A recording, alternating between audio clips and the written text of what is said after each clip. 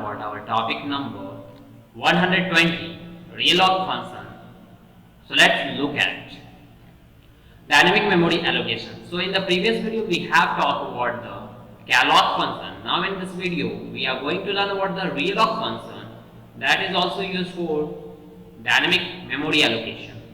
So let's look at dynamic memory allocation. So in the previous video we have talked about the malloc and calloc function. Now it's time to learn about the realloc function. So let's look at about the realloc function, that what is the work of realloc function and how we will use the concept of the realloc in creating memory, or we can say dynamic memory allocation in C programming.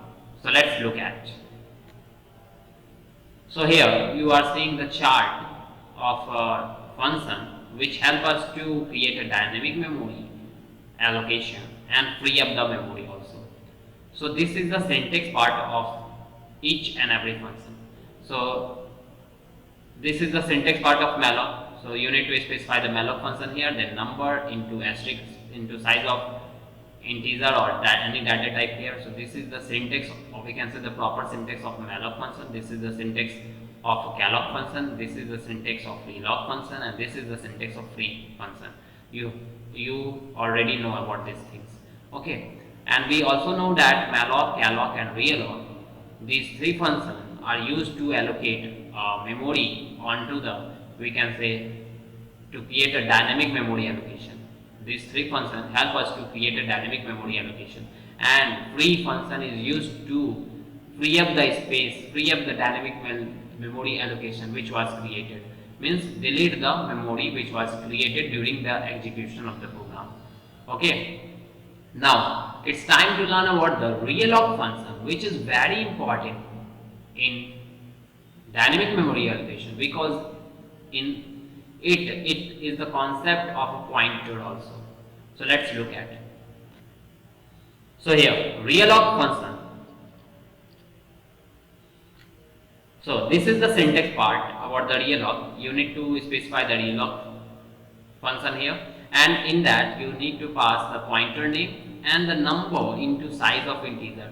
So number into size of integer is going to allocate the area of this size.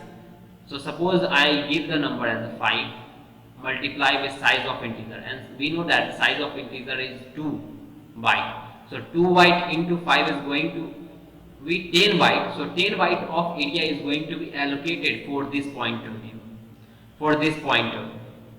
Okay. So let's look at the program, that how to build and handle the programs related to realloc function. Program code realloc function.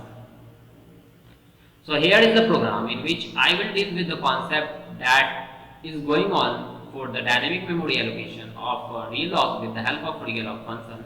So first of all we have to define, we can say declare our header file, that is hashtag include stereo.h, that is hashtag include string.h and hashtag include stereo.h. After the declaration of the header file, we move forward for the main function, and we know that the main function is going to execute, and this main function is going to return us integer value here.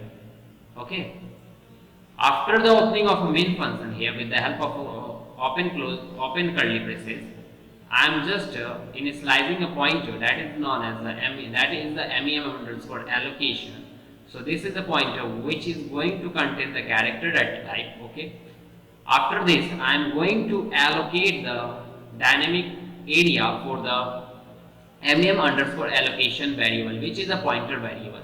So how we will do this? We will do with the help of a realloc function here. So you need to specify the realloc function here, then the pointer name is the MEM underscore allocation, comma, I am initializing it for the number 20 into size of character. Size of character, we know that size of character is 1. So 20 byte of area is going to be allocated for this pointer, that is the MEM underscore allocation here. And I am using the concept of, because the dynamic memory allocation is going to return us null if could not able to allocate requested memory. If it could not be able to allocate requested memory, therefore I am using that concept. So if MEM underscore allocation is going to return us null value, it means it is going to print the value that is could not be able to allocate requested memory. Otherwise, in any case, it is going to return us this function, that is strcpy.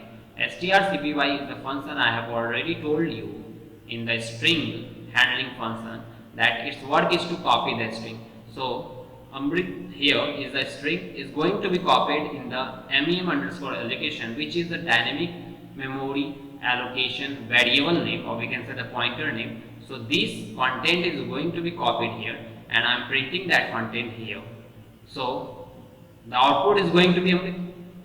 Okay, dynamically allocated memory content displays Amrit because of the mem underscore allocation and the strcpy concept. Strcpy concept says us that it copies the strings. So whatever the string here is copied here in the mem underscore allocation, which is the dynamic memory allocation variable, or we can say the pointer, with the help of a realloc function. We have created it with the help of realloc function, and realloc function help us to create a dynamic memory allocation. So mem underscore allocation is going to allocate 20 byte of character data type, 20 byte of character data type memory into the mem underscore allocation. After then, I am using the concept of free, that says us that it frees up the memory which was allocated during the execution of the program. So this was all about the realloc function. So its output is clear that it is going to display dynamic allocated memory content is going to print Amrit. So this was all about the realloc function in C language. So thanks for watching. Dhanyavad.